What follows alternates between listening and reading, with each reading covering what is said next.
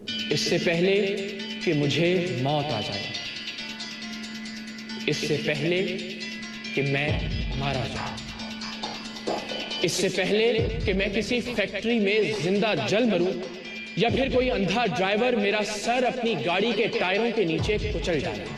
اس سے پہلے کہ ٹارگٹ کلنگ کے نام پر میرا چہرہ گولیوں سے چھلنی کر دیا جائے یا پھر مجھے اغوا کرنے کے بعد میرے جسم میں ڈرل مشینوں سے سوراخ کیے جائیں، میرے زخموں میں نمک بھرنے کے بعد مجھے اذیتناک موت کے حوالے کر دیا جائے،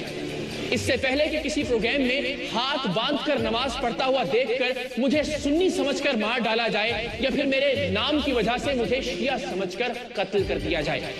اس سے پہلے کہ اپنے ہی پہاڑوں سے داغا گیا کوئی راکٹ، کوئی میزائل میری روح کو میرے جسم سے الگ کر دے یا پھر اپنا ہی کوئی ادارہ، اپنی ہی کوئی جماعت، اپنی ہی کوئی تنظیم مجھے ولی خان بابر یا سلیم شہزاد کی طرح خون میں نہلا دے، اس سے پہلے کہ میں کسی اجتماع میں کسی خودکش حملہ آور کے انتقام کا نشانہ بن جاؤں یا پھر کسی اجتماعی نماز جنازہ کو شرپسندوں کا اکٹھ سمجھ کر ہونے والی بمباری کا،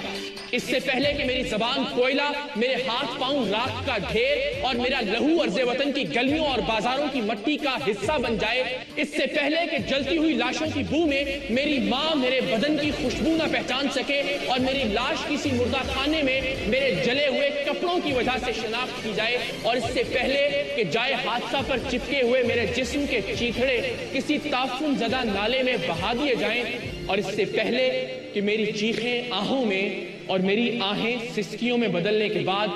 ہمیشہ ہمیشہ کے لیے خاموش ہو جائیں، میں سچ بولنا چاہتا ہوں، اور سچ تو یہ ہے کہ ہر ظلم اور ہر ناانصافی کے قصوروار ہم خود ہیں،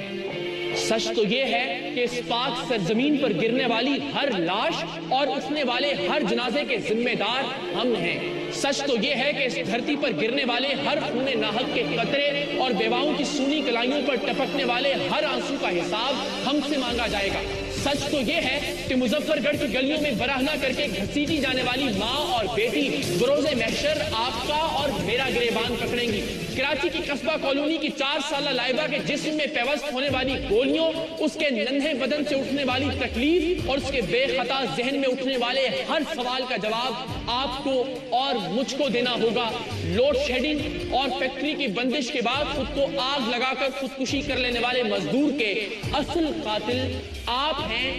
میں ہوں، اور 3 دن کی بھوک اور غربت کی ماری ماں کے ہاتھوں قتل ہونے والے 3 معصوم بچوں کا خون بہا آپ کو اور مجھے ادا کرنا ہوگا، وہ بچے جن کا جرم صرف اتنا تھا کہ وہ روٹی مانگتے تھے اور ان کی ماں اتنی بے بس کہ وہ انہیں موت کے سوا اور کچھ نہیں دے سکتی تھی، میں نے کہہ دیا اور آپ نے سن لیا کہ ایک ماں اپنے 3 دن کے بھوکے بچوں کو صرف اس لیے قتل کر دیتی ہے کہ وہ روٹی مانگتے تھے، لیکن سچ تو یہ ہے کہ جس وقت ہمسایوں کے گھر سے اٹھنے والی کھانے کی خوشبو ان بچوں کے خالی معدوں میں آگ لگا رہی تھی، اس وقت اس ملک کے رئیس اٹیلین اور چائنیز کھانے کھا رہے تھے، جس وقت وہ ماں اپنے کانپتے ہاتھوں کو فولاد بنا رہی تھی، اس وقت اس ملک کے حکمران ڈرائیونگ اور سرے محلات تعمیر کر رہے تھے، جس وقت وہ ماں اپنے 3 دن کے بھوکے بچوں کے گلوں پر چھری چلاتے وقت ممتا کا کلیجہ قربان کر رہی تھی، اس وقت اسی ملک کے بچوں کے عقیقوں پر 50-50 بکروں کی قربانی کی جا رہی تھی، اور جس وقت وہ 2 مہینے کا معصوم اپنے ہی لہو میں تر گرم چھری کا لمس محسوس کر رہا تھا، اس وقت اس ملک کے ناسور لاکھوں کی شراب انڈیل رہے تھے، ان کے گھوڑے مربے اور ان کے کتے پیزا کھا رہے تھے، لیکن سچ تو یہ بھی ہے کہ کوئی ایک نوکری، تھانے یا کچہری کا کوئی ایک چھوٹا موٹا کام ہمارے ووٹ اور ہمارے ضمیر کی کل قیمت ہے، سچ تو یہ بھی ہے کہ ہم برادری کے نام پر پوری قوم کا سودا کرنے کے لیے تیار ہو جاتے ہیں، سچ تو یہ ہے کہ ہم بریانی کی چند پلیٹوں کی خاطر جیوے جیوے